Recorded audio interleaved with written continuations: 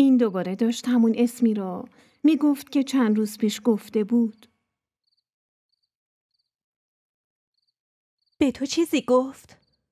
همه داستان رو تعریف نکرد، ولی از چیزایی که گفت میشه فهمید که متأهله. اون حوری هم زنشه.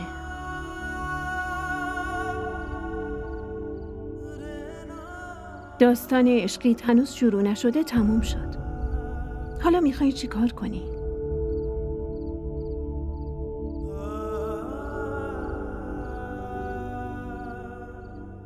قبل خوابت بهش لیوان شیر بده.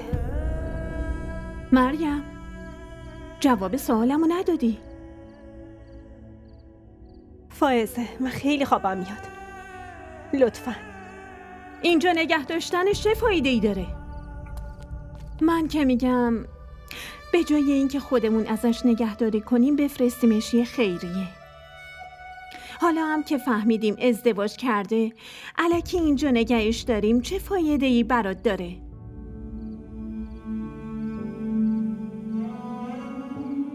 اینا برام مهم نیست فائزه.